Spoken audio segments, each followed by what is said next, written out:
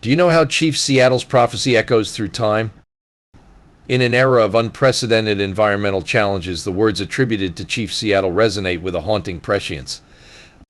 Though shrouded in historical debate, the speech allegedly given by this Native American leader in the mid-19th century has become a rallying cry for environmental consciousness. In this episode, I confirm its timeless importance and powerful themes of interconnectedness, respect for nature, and critique of unsustainable practices have found new relevance in our current climate crisis.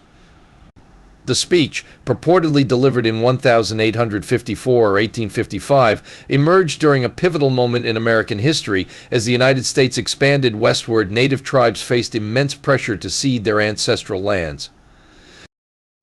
It was against this backdrop that Chief Seattle, leader of the Duwamish and Suquamish tribes, supposedly addressed Governor Isaac Stevens of Washington Territory. While the exact words and authenticity of the speech remain subjects of scholarly debate, its impact on environmental thought is undeniable. The message attributed to Chief Seattle articulates a worldview that stands in stark contrast to the prevailing attitudes of his time, and some would argue our own. Central to this worldview is the concept of interconnectedness. All things are connected, the speech proclaims, presenting a vision of the world as an intricate web of relationships. This idea challenges the notion of nature as a resource to be exploited, instead positioning humanity as one part of a greater whole. In an age of global climate change, where actions in one part of the world can have far-reaching consequences, this perspective seems more relevant than ever. The speech also emphasizes the sacredness of nature, portraying the earth not as a commodity to be owned, but as a living entity deserving of respect and reverence. This spiritual dimension resonates deeply with many environmentalists who seek to foster a more harmonious relationship between humans and the natural world.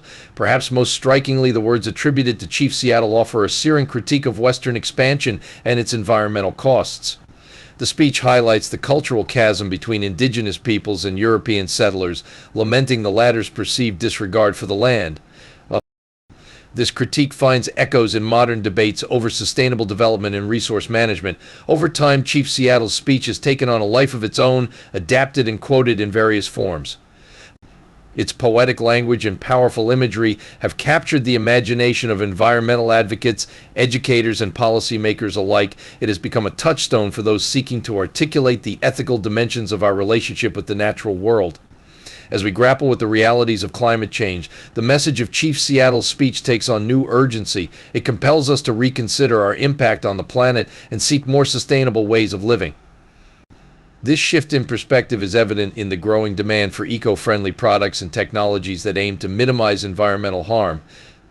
One area where this shift is particularly apparent is in the development of green coatings and casement technologies. These innovative products seek to protect both buildings and the environment, offering a practical application of the interconnected worldview espoused in Chief Seattle's speech. By using materials that are less harmful to produce and dispose of, these coatings represent a step towards more sustainable construction practices. Moreover, the new opportunity and use of the right green coatings can contribute to energy efficiency in buildings, helping to reduce greenhouse gas emissions and combat climate change. This aligns with the speech's call for harmony between human activities and the natural world. By choosing eco-friendly alternatives in construction and renovation, we can work towards protecting not just our structures, but also the planet as a whole. To sum it up, the enduring influence of Chief Seattle's speech on the environmental movement is a testament to the power of its message. Whether viewed as a historical document or a poetic interpretation of indigenous wisdom, it continues to inspire and challenge us. As we face the urgent task of addressing climate change, the words attributed to this Native American leader remind us of our deep connection to the earth and our responsibility to protect it. By embracing sustainable practices and technologies, from everyday choices to innovative green coatings, we can strive to honor this legacy and work towards a more harmonious relationship with our planet.